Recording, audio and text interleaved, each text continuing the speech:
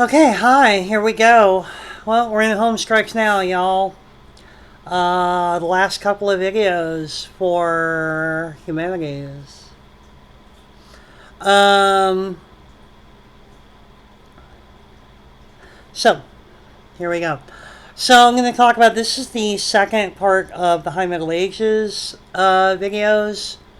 I know that the High Middle Ages 1 was split into two parts. I'm going to try to avoid that here. So I need to talk about the Hundred Years' War and the Black Death. If I go too long, I am going to split it. But I don't want to do that, especially since the stuff on the Black Death is going to be pretty short. Um, so, you know, uh, Headline, everybody died. yeah. Morgan says everybody died. It's a little more complicated than that, but honestly, not a lot. So, at least for what I'm presenting here. There's definitely a lot to say about it, but not, you know, uh, Not for these purposes. not for this class, not for these purposes. Okay, so, all right. So, okay, Hundred Years' War. Hundred Years' War, 1337 to 1453. A little more than 100 years, actually. Um, Obviously, the Hundred Years' War was. Oh, sorry. Obviously, the Hundred Years' War was not 100 straight years of fighting, but it was definitely more fighting than not fighting during the 100 years, which is kind of cuckoo. Um, there were stocks and starts, trees sighing, and some pauses, and then a resumption of conflicts. But we lump it all together because, broadly speaking, the Hundred Years' War was a conflict between England and France over who gets France. That's the very, very short version. You would think the obvious answer there is France gets France. I'm sure the French did. I'm sure the French thought that was the obvious answer, as Morgan said. Um, but the English had other ideas about that situation. All right, so let's dig into it. All right, so this all arises because the nobles, it gets started anyway, because the nobility of England and France had been tied up from the very beginning. The first king of England was a French noble. Obviously, William the Conqueror, right, came from Normandy. French dude conquered England, made himself the first king of England. So, yeah, the first king of England was French. They actually spoke French in the English courts for a long time. Um, but even beyond that, French and English nobles had been marrying each other over and over again for hundreds of years by the time we get to the 1300s, by the time we get to the 14th century. So, a guy named Edward III, Eggy III, becomes King of England. And when he becomes King of England, and I'll get more into this in a bit, when he becomes King of England, he happens to have, a little while after he became King of England, he happens to have a claim through his mother to be King of France. Because there was a King of France, Philip IV, and he had a daughter, Isabella, and Isabella married Edward II and had Edward III. So, yeah, Edward III, King of England, his mom was the daughter of a King of France. So, after some shenanigans that I'll talk about in a second, he thought he was entitled to claim the throne of France.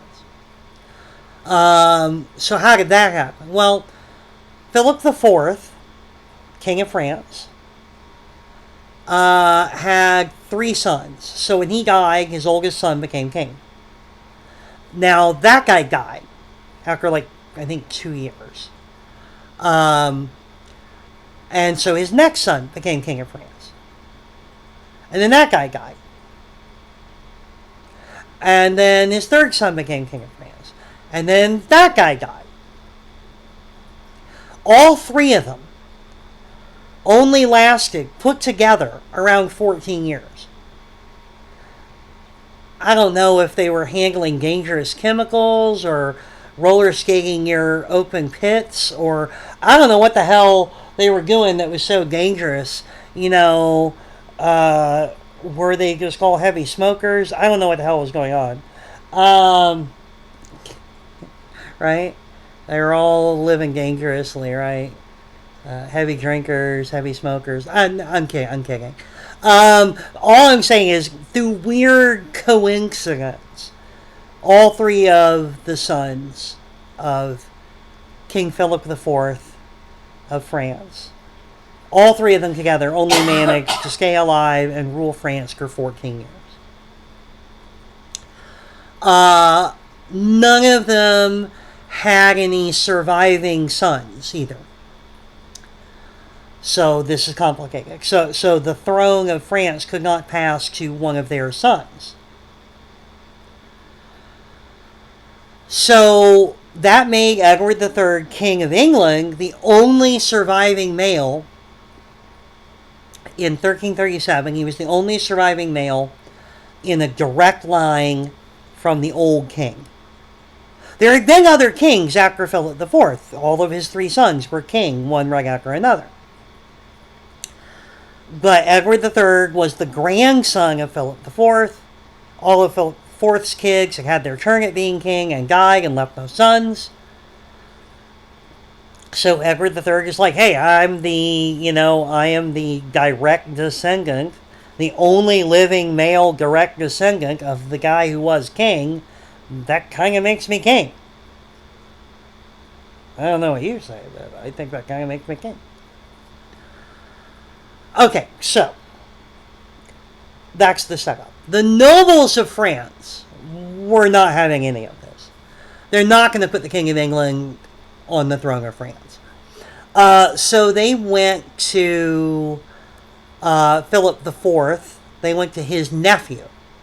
So remember, Philip IV is the guy who had the 3 sons that were king, and they didn't leave any sons. And Edward III is Philip IV's grandson. So instead of going with his grandson, who was the King of England, they went to his nephew, the son of his brother, Philip of Valois, who took over as King Philip VI. So, sum up. A king of France died. His 3 sons served as kings super briefly. None of them had any kids. Gesundheit. They're not going to give the throne to the old king's daughter, but she had a son, the old king's grandson. That son, Edward III, is the King of England. So it was politically unfeasible to make him the King of France. So they went back to the old king's nephew, the son of his brother. Okay. This is a super awkward situation for everyone. By tradition, it should have been the old king's grandson. But that was just a no-go from the French point of view. Picking someone else makes sense. But from Edward III's point of view, they were passing over his rightful claim to the throne. And even if people were like, dude, you're already King of England, don't get greedy. You can't be King of France too. Edward III was like, hold my beer. Watch me. Okay. So, this is how the war starts. The King of England and the King of France go to war.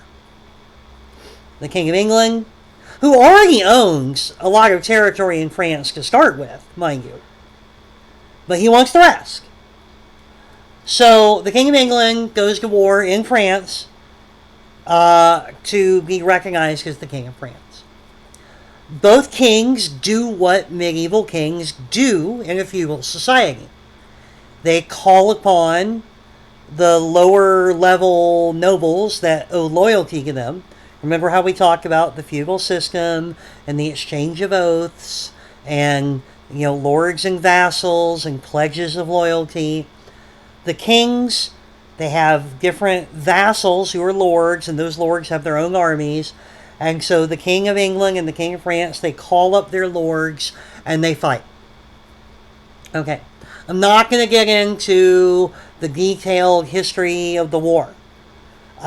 Books upon books upon books have been written about this. Books on books on books have been written about this, and there's no need to go into it. This is not a military history class. Suffice to say, it went very well for the English at first. They won some major battles. There was actually a treaty in 1360, after only 23 years of war, that favored the English, that basically said, you guys, you're not going to be king, but here's a ton of land in France. Go away. And that treaty could have been the end of the conflict. I bet you a lot of people at the time thought it was the end. But it was just too much for the French to tolerate, giving away so much of their land to the English. So less than 10 years later, the fighting started all over again. The French were like, this is bullshit. Forget the treaty. We're taking that land back. So the next bit of fighting lasted was the bulk of the war, on and off for 60 years. And it went back and forth. The French are doing well. The English are doing well. But then the war entered its final phase, the last 25 years or thereabouts. And the French really started to get a leg up and turn the tide. This is where Joan of Arc comes in, but we're not going to talk about that. But just in case you're ever interested, if you've heard of Joan of Arc and wondered where she figured into history, this is it. In sort of the last stretch of the 100 Years' War, when the French started to really win. Anyway, so the last 25 years or so of the war, the French are winning, and they finally kick the butts of the English and basically chase them out of France for good, with England losing all of its land in France, basically all of France becoming French territory instead of English territory, in 1453, and that's the end of the 100 Years' War. Okay, so lesson over. That only took 12 minutes. No, I'm kidding. Of course there's more for me to say. It wouldn't be me if I didn't have way too much to say. Besides, I have to tell you how to answer the question on the test, right? Or the question that could be on the test. Ooh, spooky. All right. Don't scare them. Morgan says I shouldn't scare you. Morgan is very kind and wise.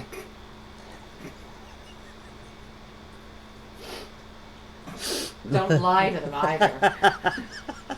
Morgan said not to lie to you either. Okay. Fair. Okay, so why the hell do we care about this war?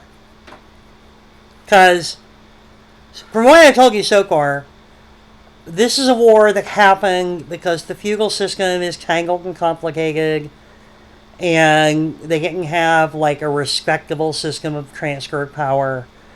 And it was all kind of tradition and make it up as you go along, and they got into a slap fight about it, and it lasted a long time, and it ended with the English losing, and okay, who cares? Alright, so yeah, what makes this special? Out of all the wars in the Middle Ages, why care about this one?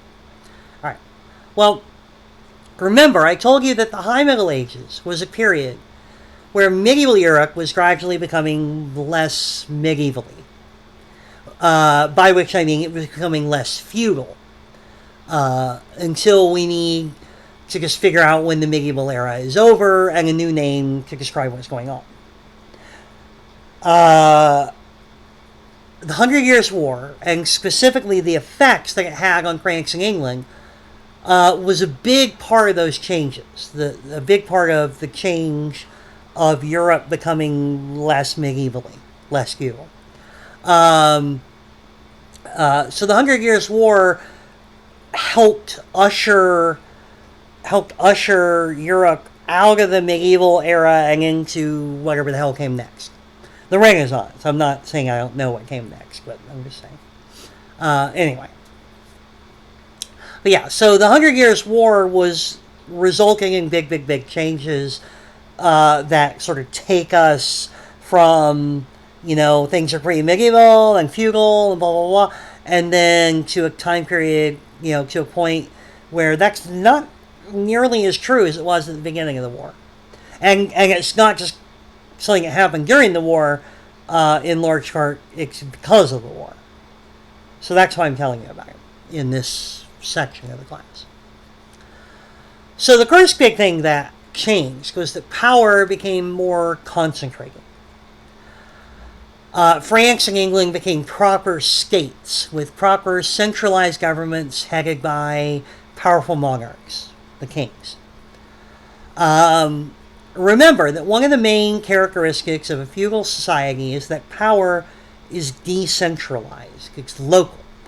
Power is held by local guys with swords. A guy with a sword who has managed to impose his will on a bunch of local guys with swords can call himself a king. But his power is often precarious.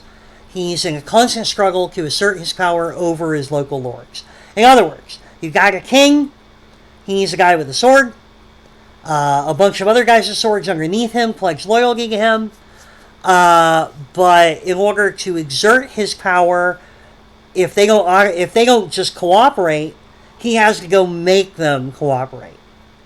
There's no real sort of system in place to assure their cooperation. Even in England, which in the early High Middle Ages was more centralized than any other kingdom in Europe, the kings spent a lot of time and energy fighting with their local lords to prove they were in charge. In England, there were revolts by the local lords, the barons, from the very beginning. There was a revolt of the earls in 1075, a rebellion in 1088. There was the anarchy in the mid-1100s, where it was just complete chaos. Nobody could agree on who was the next ruler, blah, blah, blah. There was a revolt in 1170, two Barons' Wars in the 1200s, and right up to Thomas Lancaster's rebellion, like just before the 100 Years' War started. That was the nature of kingship in a feudal society. Basically, in a feudal society, you can be king, nominally in charge of a whole area, but you're going to spend a lot of time trying to herd your local lords. This is the nature of a feudal society. Power is fundamentally local, not centralized. There is a king who you'd think, from looking at it on paper, should be a central power. But the reality of it was, kings spent a whole lot of time saying, "You all have to obey me." And people were going, "Yeah, screw you." And they're like, "No, come on, guys. You all said you'd obey me, guys." And chasing after them and trying to make them obey. So, however hard it was for the King of England to assert his authority over his whole realm and all his lords, it was even harder for the King of France, who ruled over a much more independent group of guys with swords. There's historical reasons for that are way beyond the scope of this class. The point is, in a feudal society, like I said, power is fundamentally local. The king is theoretically in charge of the whole kit and caboodle, but there are no public institutions. There's no bureaucracy through which he can exert his authority. If the nobles decide to stop listening to him, the only thing he can do is kick ass until they start listening again. And the nobles stop listening a whole lot. Okay. So let's go back to centralization. The 100 Years' War was not just a war of this noble against this noble. It wasn't just a war between two sets of guys with swords. It was all of England versus all of France. pretty much. And over the course of the century-long conflict, in order to fight a genuinely national war, the kings in France and England had to really become rulers of their whole countries. They had to consolidate their authority over the nobles so they could get them moving in the same direction, so to speak, in the war effort. They had to develop bureaucratic institutions to exert this new authority. They had to establish national laws to describe how these bureaucratic institutions worked and what they were allowed to do. Remember, in a strictly feudal society, the law is whatever the local guy with the sword says it is. Even in England, which had a relatively strong king, the local lords had a lot of independence. But as the king asserted more and more power to direct the war effort, and honestly, as the nobles gave more power to the king in the name of the war effort, the law became less local, more of a matter of what the king said and his authority applying over the whole country, and not what the local guy with the sword said. More and more over this period, two peasants living in different parts of England would be living under the same laws, the king's laws, rather than just the laws laid down by their local lords.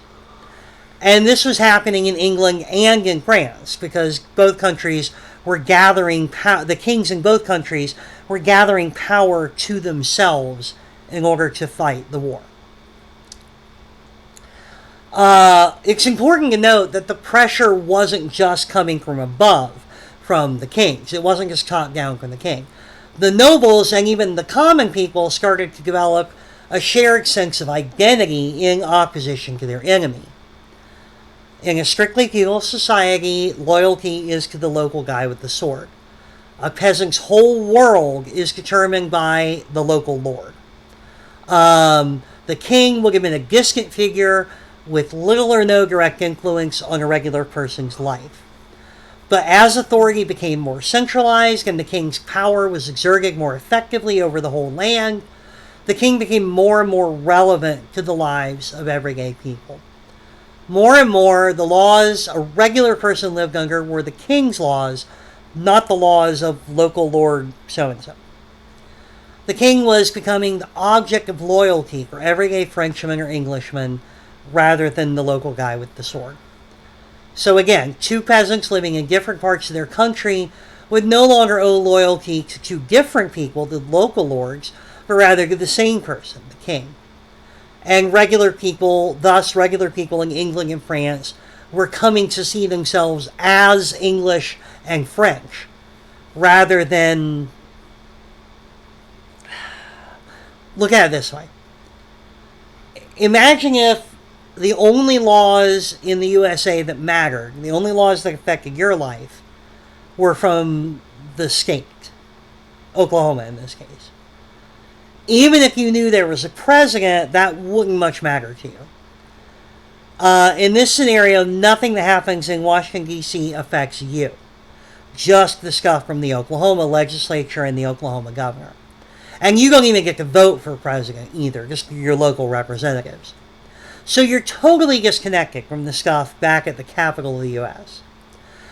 Now, if that were true, you might not even really know who the president was, or if you did know, you might not care very much. But now imagine that, and you would think of yourself as an Oklahoman, probably, because that's the identity that matters to you. But imagine that little by little, the president and the federal government started to exert more and more control over the states. And the federal laws started to matter more, even overriding local laws. The president's authority starts to matter in your life. He becomes a real presence to you. The president and the institutions he controls become a thing for you. So, in time, your identity might shift from being Oklahoman, first and foremost, to being an American who lives in the part of America that is Oklahoma. And that's what was happening in England and France. As the king's power grew and his influence was felt even by the so-called little people, people all over England stopped thinking of their identity in terms of their local lord and started to see themselves as English. Started to see themselves as part of a whole nation that encompassed the whole island. And the same thing was happening in France, except it wasn't an island. So emerging out of the Hunger Years' War, we get not only the centralization of government power as the king develops bureaucratic institutions and national laws, we get a sense of national identity, a real sense of Englishness, and a real sense of Frenchness, rather than just being, like more local in how you consider yourself. Like, oh, I'm from, Sussex or Wessex or, some other English area with a ridiculous name. Norfolk and, whatnot. Anyway. Okay, so, questions on that so far? Nope. Morgan has no questions. I'll assume neither do you. Morgan also doesn't care, so you should take that in. I care a little. Morgan claims they care a little. So, if you had questions and Morgan didn't, it's probably just because Morgan doesn't care as much as you. Anyway.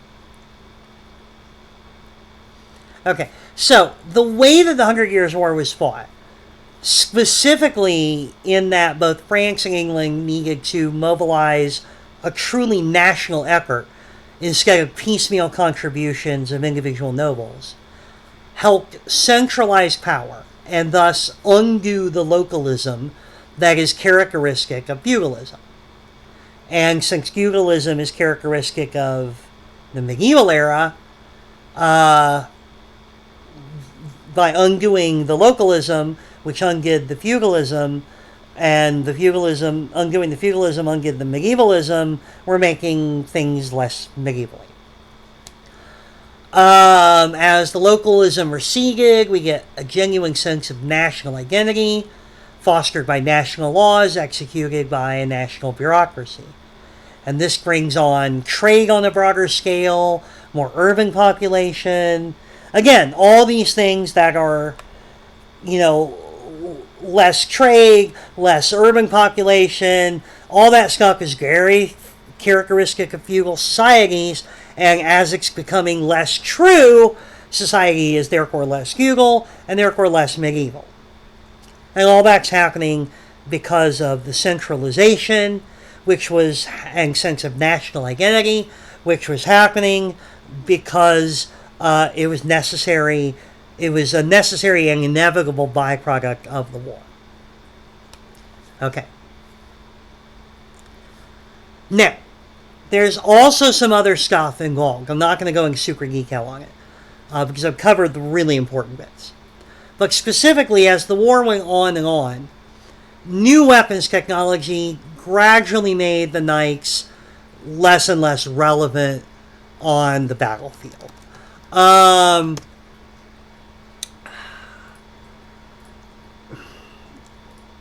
The upshot is... Okay, so at the Battle of Crécy, for instance, early on in the war, the knights were not the people that won that battle for the English. It was a bunch of peasants, regular-ass people, using longbows that won that fight. Mm-hmm. And by the end of the war, there's friggin' cannons. I mean, this is a medieval war that went on long enough that it ends with cannons. I don't know how much less medieval you can get than cannons. And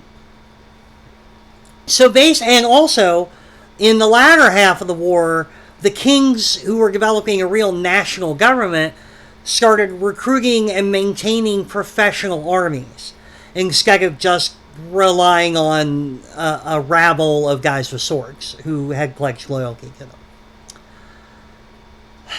All of this is going to be super relevant, especially that last part. So let me expand on that.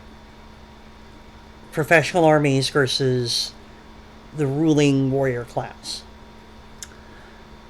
So remember, in the aftermath of the fall of Rome, guys with swords grabbed power because they had the swords. So basically, guys with swords ran everything, and they ran everything because swords. I don't know how else to explain that. There was no organized resistance to them taking over, because the organization that would have done that, the army, was maintained by the government, which had collapsed. That's the whole point. It's the fall of Rome.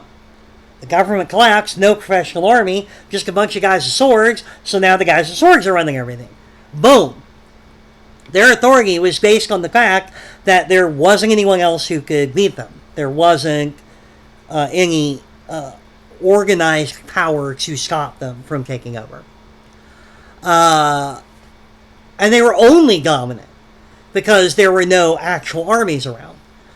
Because a bunch of random dukes with swords are not going to be able to stand up to a professionally organized and trained army. I mean, if you think about it, this makes sense. This is why the territory wasn't constantly just being run with guys with swords anyway. I mean, think about it. Why doesn't... There's plenty of guns in Oklahoma. There's no shortage. Why don't a bunch of guys with guns just take over Muskogee and declare themselves in charge? I mean, maybe the Muskogee Sheriff's Department can stop them. Maybe not. I don't know how big it is. But because there is a government, ultimately, the government would be able to put out a force of organized, trained, well-supported troops that would whip these guys' asses and restore normal operations to everything. The National Guard, or even the Army. Probably the National Guard. So that's why there weren't local guys with swords running everything when the Roman Empire was still functioning properly, because the Roman Empire had a professionally organized and equipped and supported army that maintained order. But when that went away, local guys with swords took over. But they only were able to take over because there was no army to stop them. Which means, if you think about it, that in a contest between local guys with swords and an army gonna win. But raising an army takes a powerful centralized government, and there wasn't one. So when centralized government started to become a thing again, and kings were able to build up professionally organized and trained armies, a bunch of guys with swords started to seem a lot less impressive during a war. In previous wars, in the Middle Ages, it was the guys who ran everything. The guys with swords and nice armor and expensive war horses. They were the tops. They were the ones who would win the fights. And it makes sense that they were the ones who won fights, because if they weren't, they wouldn't be in charge. Right? They maintained their power by being the guys who won the fights. So, of course, the guys who ran everything were the guys who were out there responsible for doing the heavy lifting in the battle. But with a centralized government, you now have a separation. There's the guys who run everything. But they're mattering less and less and less on the battlefield.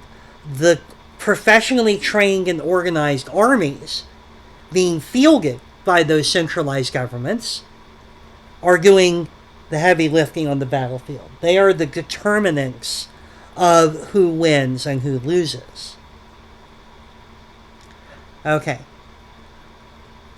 So the guys who are running everything are no longer, as the war goes on, and actual armies are coming into play, the guys who run everything are becoming less of a factor in war. But their ability to win fights, the fact that they mattered in war, was the whole justification for them being in charge. If there are actual armies out there and the knights aren't the ones who make a difference, why care about them? Why let them run everything? That's going to be a sticky question. The upshot, we don't get to answer that question right now. All we need to know is that the upshot is the changing technology, like longbows and cannons, and the appearance of actual professional armies made the warrior class that ran everything irrelevant as warriors. And since society being run by a warrior class is one of the main characteristics of feudalism, as the people running society stopped being the main warriors in that society, society is therefore becoming, say it with me now, less feudal. And since, say it with me again, society is becoming less feudal, it is becoming less medieval, and Europe is becoming less medieval, and the medieval era, or the Middle Ages, is therefore coming to an end. Everyone with me? KK. So the 100 Years' War wound up making Europe less medieval, because it made it less feudal, and it made it less feudal because it resulted in less localism and a ruling class that was less warriory, if you will. Or if you will, I'm in charge. Because it resulted in less localism and a warrior class that was a ruling class that was less warriory, and it resulted in less localism and a ruling class that was less warriory because of the emergence of central governments, which explains the reduction in localism, and professional armies with new military technology, which explains why the ruling class became less warriory.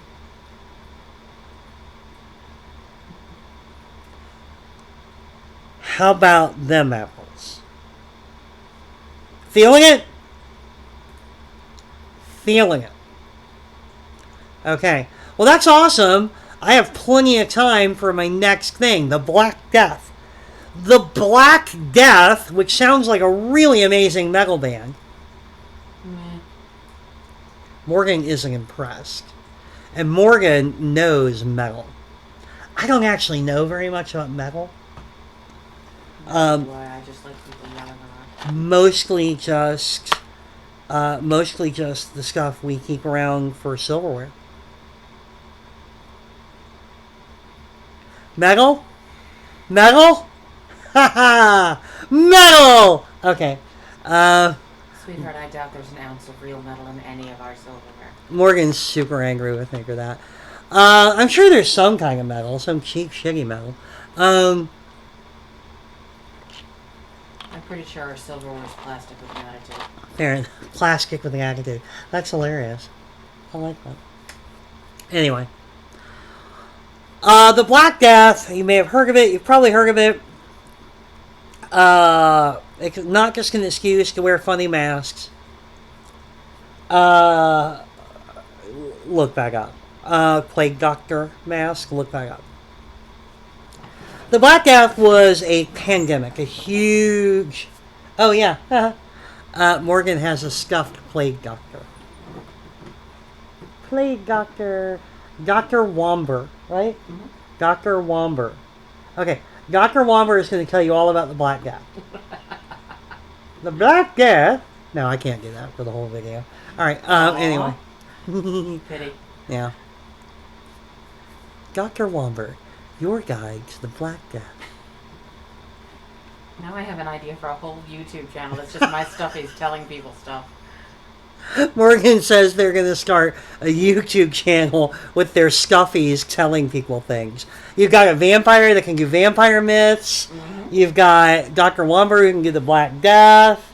You've got an abominable snowman. I got a little bit of everything, baby. You got all kinds of stuff. Okay. Anyway. Sorry. The Black Death was a pandemic, a massive disease incident that hit Europe super duper hard in the mid 14th century, so the mid 1300s. And it kept recurring over and over again with less dramatic effect than the first time. But it would recur every like 30 to 70 years or thereabouts. And it wasn't nearly as bad as it was the first time around. But it kept on happening like up until like the freaking 1700s. So that's just banana pants. But why is this a thing that explains the waning of the Middle Ages? Why is this a thing that explains how Europe got less medievally? Well, here's the deal. So, the Black Death is a sort of colloquial phrase for the bubonic plague, which is a particular kind of plague. A plague just isn't a generic term for illness. The plague is a thing. It's a specific kind of illness, and there are subcategories of it. And the bubonic plague is one particular flavor of plague. It is indigenous to Asia, and it is still found there sometimes. It traveled to Europe through trading routes.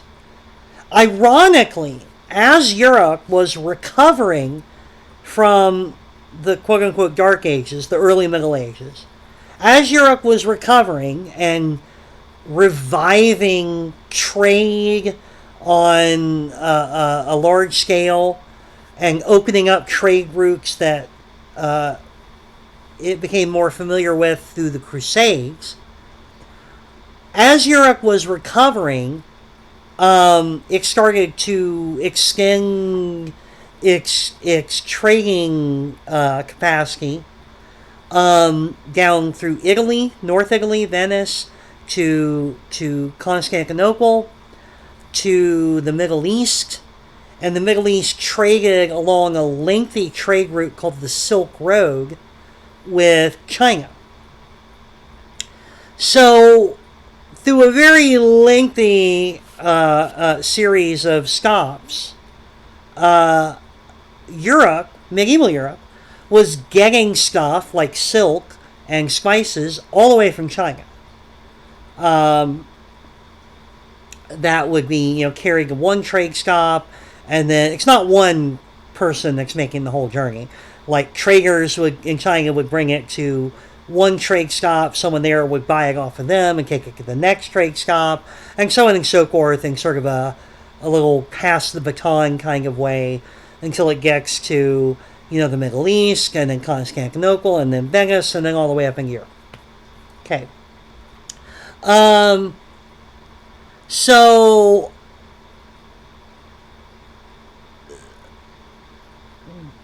the irony here is that Europe's trade with places as far away as China was a sign that it was recovering from the chaos and violence and anarchy of the Dark Ages. But this trade with China was going to bring the bubonic plague from Asia, where it is native to, all the way to Europe. The bubonic plague is carried by fleas that lived on humans and rodents. And it is super, super awful. It's double horrible, and then add another little bit of horrible on top. first, you get fever and chills, headaches, your body hurts, you feel fatigued, you start throwing up. Then you start throwing up blood. You also have blood coming out of your other end. I'm not going to get specific there. You get swelling on all your lymph nodes. Now, if you don't know where your lymph nodes are, they're like here and under your arms and in your groin. And the swelling would be due to blood trapped in them. And so they would swell up and they would turn a really dark color. And that's how the swollen, hard nodules of your lymph nodes were called buboes. So, bubonic plague, the plague that causes buboes. And the black part of Black Death refers to the dark color of those buboes, those swollen nodules. If you got it, you were almost assuredly going to die. At least with the technology they had then. Some people did not die, but most people who got it died. And a lot of people got it. The plague hit Constantinople, it hit Venice, it spread up through Venice into France and Germany, and then from there, it spread into Spain too. It spread into France, Germany, and Spain, and it spread from there into England. And in mainland Europe, Spain, France, Germany, the death toll was as high as 50% or thereabouts. 50%. Think of every single person you know and see on a daily basis. Not just friends, not just family. Every single person you meet. Every single person you see. At school, everybody. Now think about flipping a coin for each one of them, and if it comes up tails, they're dead. That's how serious this was. This was a cataclysm of unimaginable proportions, right? COVID killed like less than 1%.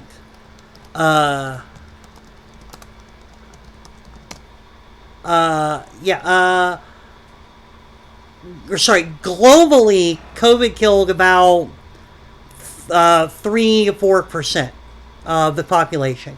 In the United States, early on, it tipped up towards 6%. And that was considered a massive deal. And it was. I'm not saying people were wrong to consider it a massive deal. It was absolutely a massive deal. Give me some numbers to make it sound real. 6% would be, let's see here, there's about 300 million people in America. 10% would be 3 million. 6% would be about 2 million people.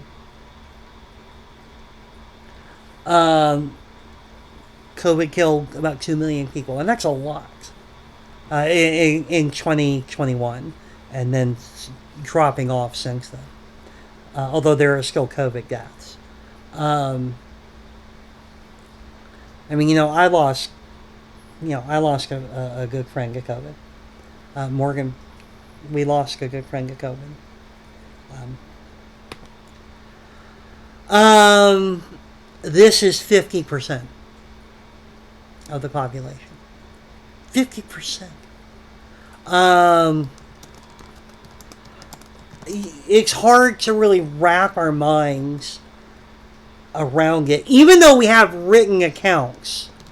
Even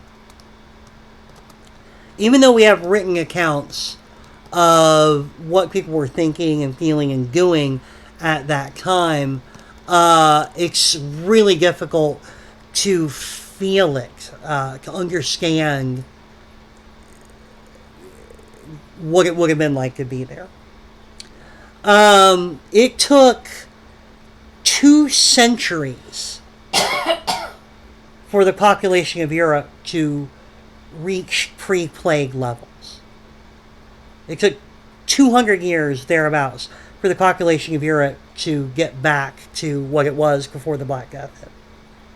And if you look at a graph of the total population of the world over time, from the beginning of humans all the way up to now, there is a little divot in that graph where, like, a third of the world population died. Absolute nuts. So, okay.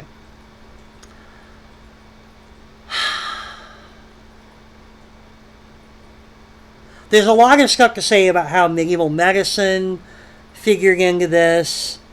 There's some super interesting stuff there. And they did have some countermeasures that were at least a little bit effective. They obviously didn't understand how the plague worked or how it spread. But their going theory had a lot to do with bad smells, which they thought could carry disease. It was called the miasma theory. M-I-A-S-M-A, miasma theory. And this, as a medical theory, it wasn't terrible because medieval people knew to keep away from things like rotting corpses and garbage heaps and like sewage pits and things like that. And keeping away from all those is a good way to not get infections, to not get sick. But they thought that it was a good idea to keep away from them because they thought the bad smells coming from those things were making them sick. So they didn't get it, but they accidentally had some good ideas. And because of this, people who could were bathing regularly and using soap and oils and things like that to keep themselves smelling good. But in the process, they washed off, they were keeping themselves free of like fleas and stuff that might infect them. So again, they accidentally were helping themselves at least a little bit.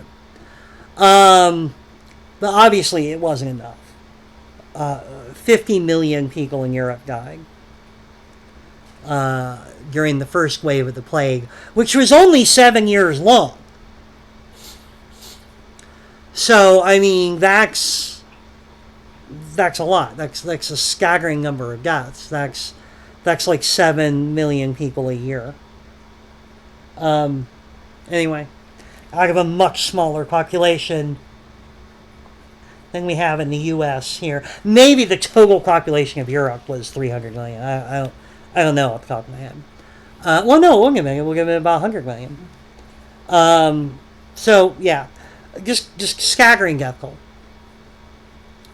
So, how does this make Europe less medieval?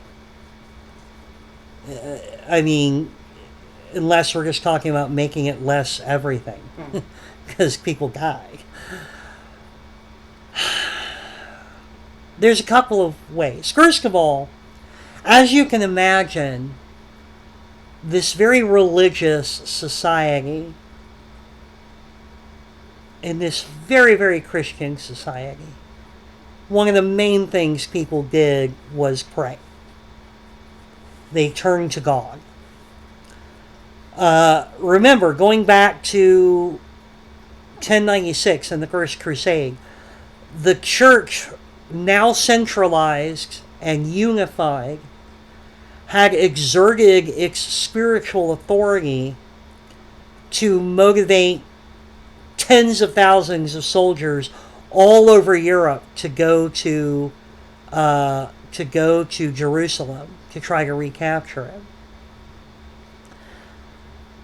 After sort of centralizing itself in the 11th century, the medieval church had staggering amounts of power. It was the major authority until we started to see centralized authorities in France and England due to the 100 Years' War. Until then, the church had no real competitors in terms of reach and wealth and authority.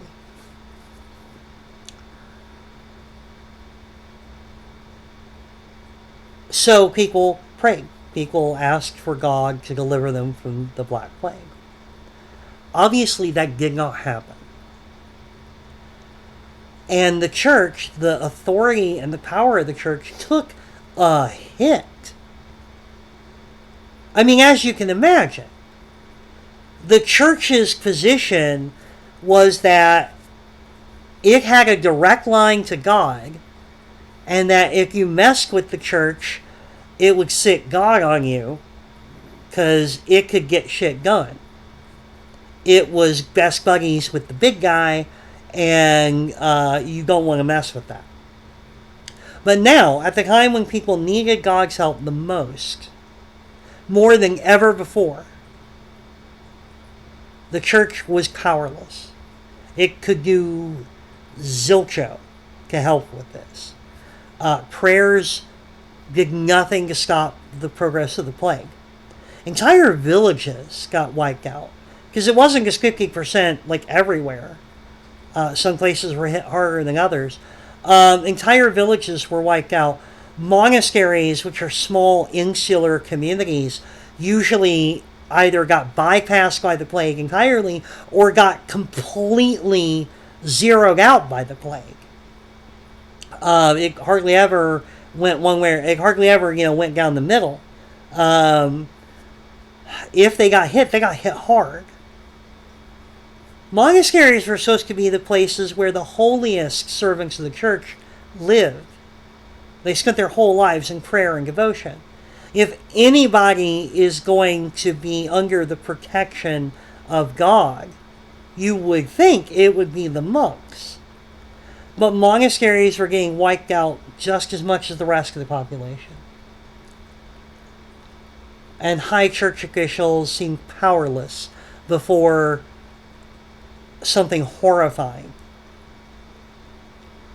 The authority of the church took a hit. It took a massive hit. People started to wonder, are they really best buddies with the guy upstairs? Do they really have a direct line to God? They make a lot of promises, but when it counted, they weren't able to deliver. I'm not saying that the church in medieval Europe failed because of the Black Plague. There were lots of internal pressures that were building up, and the Reformation won't be for, another 200 years. 150, 200 years. But it definitely didn't help. It changed the culture a bit. It changed the way people thought of the church. And if the presence, the sweeping and ubiquitous presence of Christianity in society, the way that it dominated society, was one of the major characteristics of the Middle Ages, let's say the falling stock of the church in European society was a sign that the Middle Ages are coming to an end, that things aren't as medieval as they used to be. There were also economic effects. Now, as you can imagine, the economy was massively disrupted because of people. They just lost a lot of workers. Most of the population in Europe at this time was engaged in farming. And about half of the people died. Disproportionately to a degree, the lower classes, that is, the people who would be farming. And there was already a famine on, because bad weather had impacted, at least in England, bad weather had negatively impacted crop yields so recently. So, yeah, this was terrible. This was bad. This is a reciprocal cycle almost. You lose a ton of farmers, now there's less food. Less food means people are not getting as much to eat, so they're less healthy. People who are less healthy are more likely to catch and succumb to the plague. More people catch and succumb to the plague. Now there's fewer farmers. There's less food. Anyway, you see how it goes. But as the plague receded, something interesting happened. Lords, remember, the lords who ran everything needed peasant tenants to farm for them. They didn't do the farming themselves.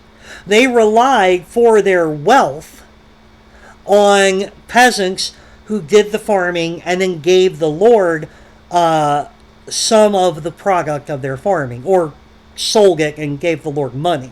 Either way. If there were fewer peasants farming, the income of the local lord is reduced. Not to mention there's just less food, which people want. You might even say need. Yeah. Morgan said you might even say need.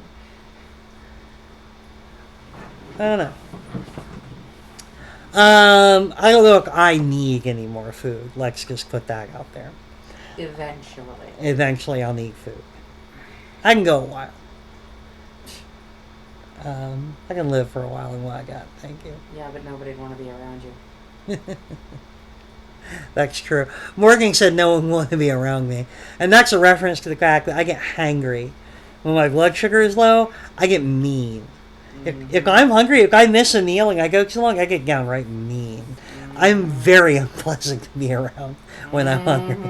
Morgan is just repeating over there, and it's getting a little hurtful. Anyway. Try it from this end, bucko. Try it from this end, indeed. Alright, where was I? Less good. Bad. When your parents ask you what you're learning in college, say, less good, bad. Dr. Black told me. And then be prepared to defend why you don't offer them a refund. Yeah, exactly. They will want a refund, yeah.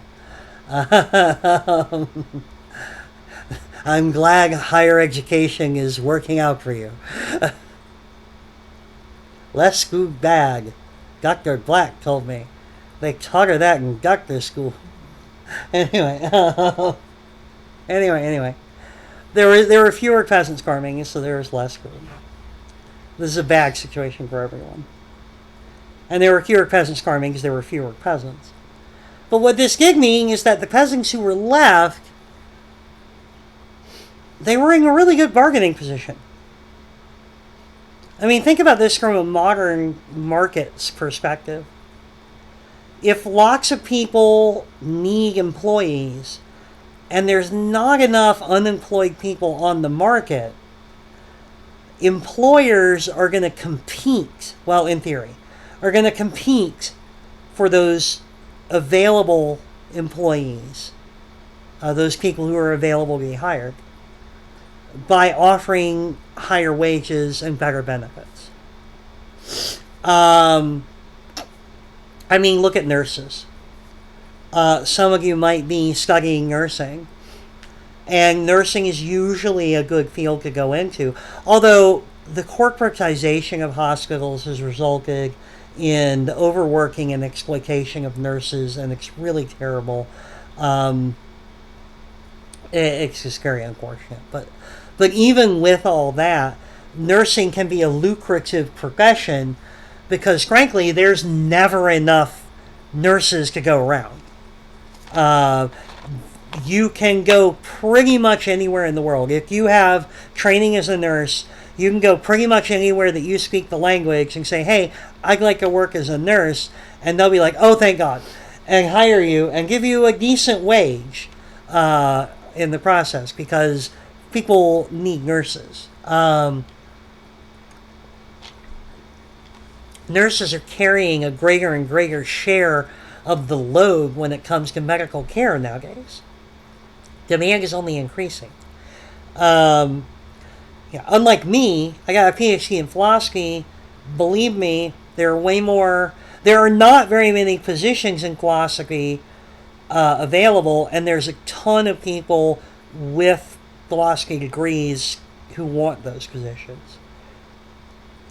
So honestly, it's amazing that we get paid anything at all. Right? It's amazing that they didn't ask me to dance. Right? How bad do you want the job? I'm like, I want it real bad. They're like, dance chorus. Right? I mean, I'm just amazed that didn't happen. Nursing is the opposite. There are not enough nurses to go around, so they really, really want you to do it, so they're going to pay you good, give you good benefits. Peasants after the Black Plague were in the same position. The landowners of Europe absolutely needed them. There was no one else to farm the land. The economy was entirely based on agriculture.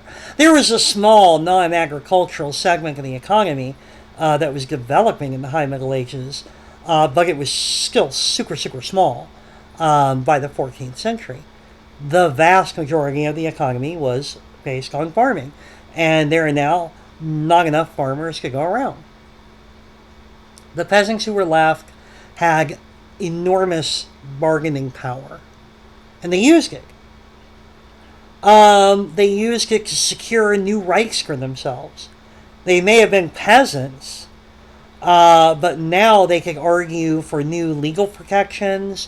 They could argue for more discretion over how they used their land, more discretion in what they kept from the products of their land, the ability to own property directly while still paying taxes to their lords. Because in the past, the peasants didn't own any of their land. The lord let them use it. And then they paid basically rent on the land in the form of agricultural product or money. But the lord could turn them out at any time and almost for any reason. But the peasants now were able to argue to own land directly, to gain more rights and freedom. It was a whole new world. And they could argue, basically they put themselves in a position to be able to make more money, to generate, to accumulate more wealth on their own part. And this really annoyed the lords of Europe. Morgan and I were watching something the other night, because yes, we do sit around and watch documentaries on medieval Europe. We're that nerdy. I wouldn't have gone into this line of work if I weren't a complete dork. This is, you have to know who you're dealing with. And we wouldn't have been together 17 years if I wasn't. Right, Morgan Sag, and we wouldn't have been together for 17 years if they weren't a complete dork. So we're dorks together, which is our new podcast, Dorks Together. Sounds like a dating advice show. Morgan said that sounded like a dating advice show. Good God, dorks together. Anyway.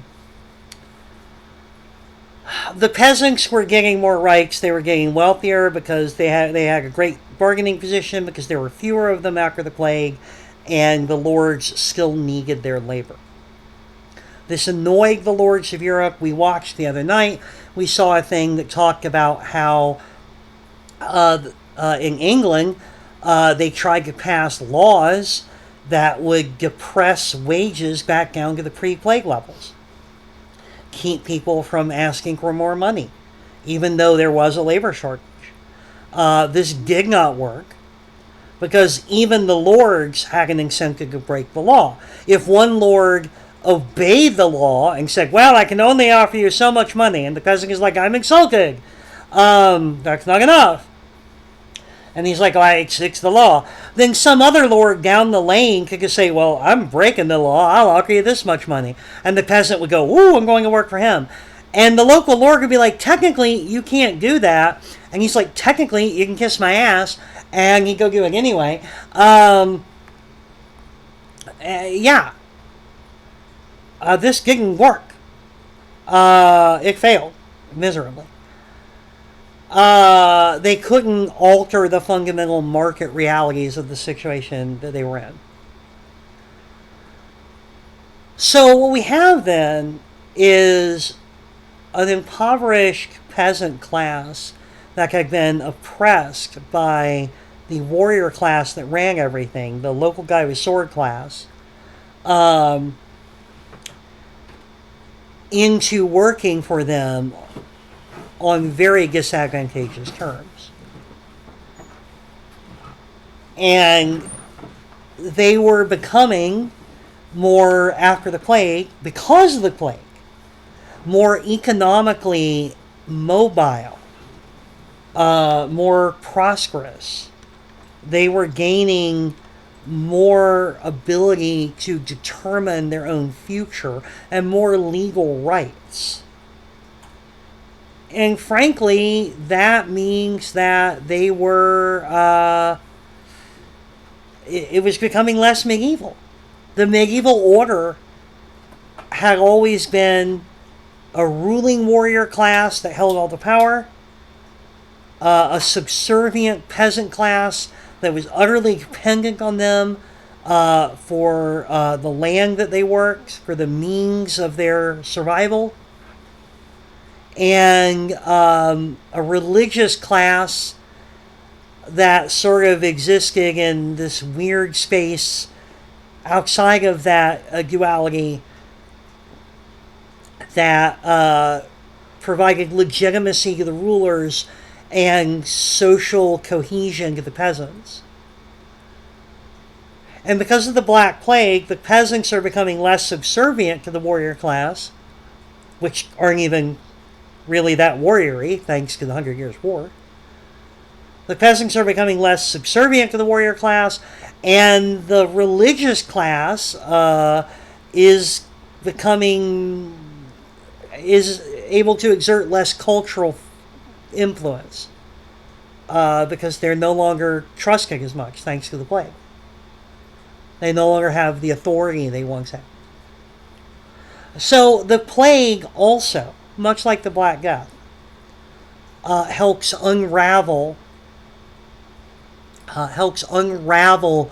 the fabric of the medievalness of Europe.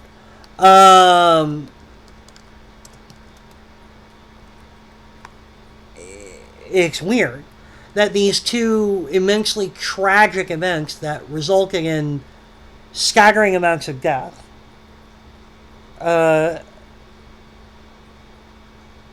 would be the way out of the medieval order of things. Okay, so we're just about done. If you noticed that the years on the Black Plague, 1346 through 1353, if you notice that those coincide roughly with the beginning of the 100 Years' War, you are not wrong. The 100 Years' War starts in 1337, so about 9 years after that war starts, the Black Death hits Europe. Like, come on, man! Seriously? And since it recurred every so often, the Black Death's going to hit like a couple more times during a massively destructive ongoing war between England and France. Now, bear in mind, that war took place entirely on French soil. So the English the English still lost a lot of men. I'm just saying France caught the worst of that. Because they lost a ton of men. Their land was fought all over. And the Black Death landed on them hard, like a couple of times during that period. Just brutally horrible. The 1300s sucked bad. There's even a book about it by historian Barbara Tuchman, Tuchman, called A Distant Mirror, where basically she's just talking about how completely horrible the 14th century, the 1300s, how completely horrible the 14th century was, and how Europe was never really the same afterwards. In other words, the medieval era was definitely on the way out the door by the time the 1300s were over. Wouldn't be long. So anyway, So that's it, y'all. That's the lecture that covers the Hunger Games War question and the Black Death question. And okay, that means there's just one video to go. The transition to the Renaissance. That will be up ASAP. Toot and indeed sweet. And cool. I'll see you on that video. Yo.